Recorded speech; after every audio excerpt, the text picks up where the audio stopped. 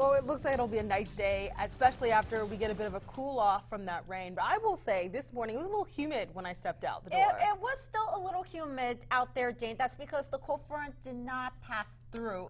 It is going to be passing through, and behind it, you're going to feel that difference in the air. All right, I'm looking forward to that one. Oh, yeah, it's going to be a better hair day for us ladies, and also it's going to be much nicer to be outside. It was a little warm this past weekend, but again, I am expecting another pleasant work week ahead for us for the most part. But right now at 6:45, it's not looking to be the best right now. You can see it very well on our KQ2 tower camera this morning.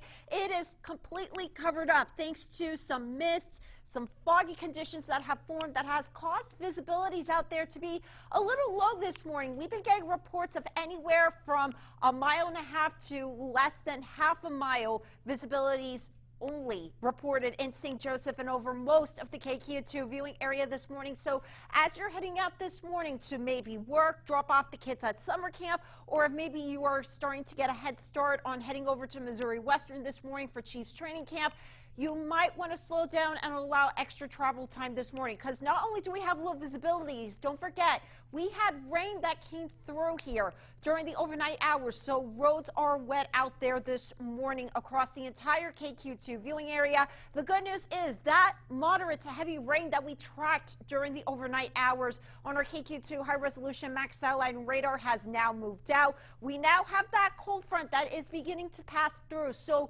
again, you're going to notice it later on today. It's not going to feel as humid behind the front because we're going to get that north wind that's going to start moving in, bring in that nicer, more pleasant, cooler air into the region. And we're also going to have high pressure that's going to be building into the Central Plains over the next several days, and that's going to help keep us pleasant and nice out there if you do have any outdoor plans over the next several days, especially if you're heading out to training camp this week as the Chiefs are in town.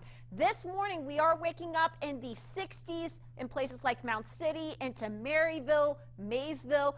Right now 69 in Cameron, 70 degrees in St. Joseph, 72 in Kansas City. If you're heading out to Chiefs training camp later on this morning, I'm expecting for the clouds to be out of here. As we go into late morning, we'll see more sunshine, but again, you're going to notice it in the air with that north wind.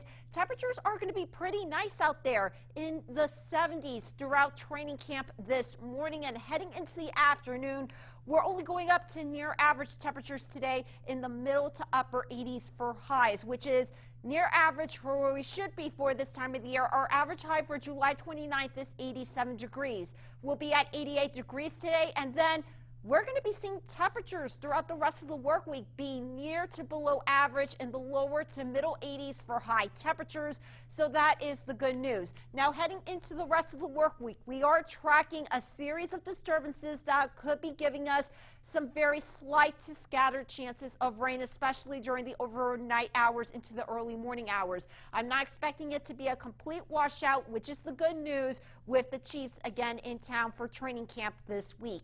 Again, we're dealing with that mist, that fog, and the clouds this morning. I am expecting it to be out of here by the afternoon with temperatures in the upper 80s. And in your KQ2 5 to 7 day forecast, I am tracking temperatures to be in the 80s throughout the work week.